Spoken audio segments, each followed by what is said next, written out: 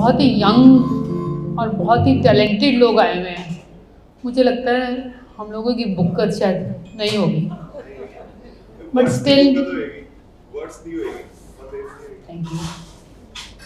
अच्छा, ऐसे है कि मैं अपनी शायरी शुरू करने से पहले आपको ये बताना चाहती हूँ कि जैसे इंद्रधनुष हमारा बारिश और धूप के साथ बनता है, ऐसे हमारी ज़िंदगी भी सुख और दुख के साथ बनती है। तो वी शुड वेलकम बोथ सुख एंड दुख, राइट। तो मैं पहली शायरी स्टार्ट करती हूँ। कुछ ऐसा नहीं है, बड़ी नॉर्मल से वर्ड्स लिखे हुए हैं। अच्छी थी पगडंडी अपनी, अच्छी थी पगडंडी अपनी, सड़कों पर तो जाम बहुत है। फुर हो गई फुर्सत, फुर हो गई फुर्सत, कहते हैं सबको काम बहुत है। नहीं ज़रूरत हम बूढ़ों की अब, क्योंकि हर बच्चा बुद्धिमान बहुत है।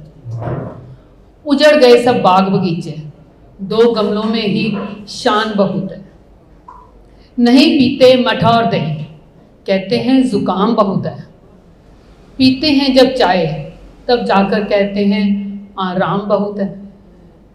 बंद हो गई चिट्ठी पत्री, बंद हो गई चिट्ठी पत्री, फ़ोनों पर ही पैगाम बहुत है। झुके झुके हैं स्कूली बच्चे, क्योंकि बस्तों में सामान बहुत है। नहीं बचे कोई रिश्तेदार, नहीं बचे कोई रिश्तेदार, क्योंकि अकड़ का एहसास बहुत है। और लास्ट में मैंने लिखा है सुविधाओं से भरी पड़ी है दुनिया, सुविधाओं से भरी पड़ी है दुनिया, लेकिन आज का इंसान परेशान बहुत है। अच्छा, अगली मैंने एक पोएम लिखी थी जिसका शीर्षक है खुशी। खड़ी हो जाती है, मुझे लगता है मैं ज़्यादा कंफर्टेबल रहूँगी। मैं जा रही थी बाजार, रास्ते में मुझे मिली खुशी। मैंने पूछा क्या बात है, बड़े भाव खाती हो, आजकल मिलती नहीं। अपनी चचेरी बहन परेशानी से पूछो, सुबह शाम हमें दुआ सलाम हर जगह करती है। उसने भी इतराते हुए बड़े इत्मीनान से हमें बिठाया और कहा मैं भी तुम्हारे आसपास ही रहती हूँ।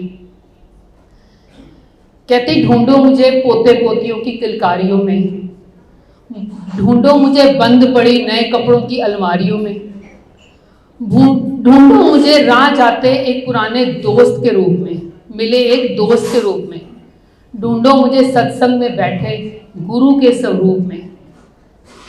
मुझे खोज लो घर वालों की परवाह में, मुझे खोज लो घर वालों की परवाह में, या अमेरिका जाने वाली फ्लाइट की चाह में।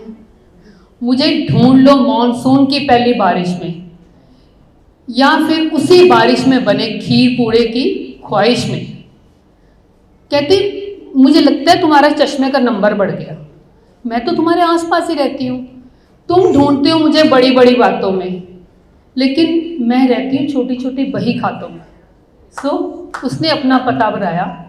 मैं समझती हूँ हम सबको छोटी छोटी बातों में ही खुशी ढूंढनी चाहिए।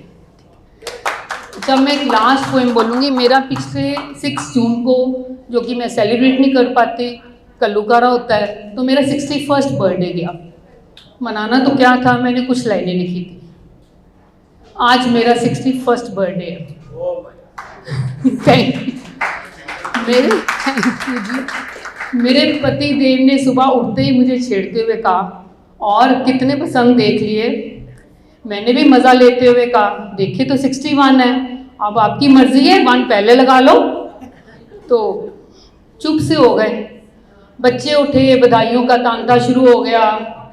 मुझे घुमाने की प्लानिंग करने लगे। मैं ख्वाबों में राजकुमारी सी बनी कन्याकुमारी तक पहुंच गई, लेकिन जैसे ही चाय की आवाज़ आई, मैंने खुद की हस्ती फिर बूहे बारियों में पाई। शाम को केक काटा गया, बहुत सी तालियां बजी, लेकिन हमने तो 2020 में एक महामानव के कहने पर थालियां बजती देखी थी, जो कि हमारे समय से बाहर था। आज आई होप सब समझ गए होंगे। उसके बाद आज मैं लिखती हूँ कि आज मेरी जवानी की गर्म सांसें बन चुकी हैं मेरी बीती हुई जवानी की ठंडी आहें, और नज़र आ रही हैं ऊपर जाने वाली राहें, पर दिल है कि मानता नहीं। सुबह नेटफ्लिक्स, रात को आयोडेक्स, बीच में टाइमलेस। इस तरह मैं अपना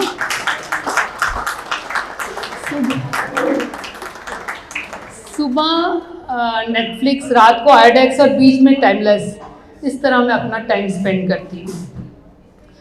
सुबह की शुरुआत तो मॉर्निंग वॉक, रामदेव के योग से, उसके बाद गणेश जी को लड्डुअन का भोग, खाने में 2 रोटी लेकिन साथ में 56 भोग, ये चाहिए मुझे। तो ये मेरा रूटीन है।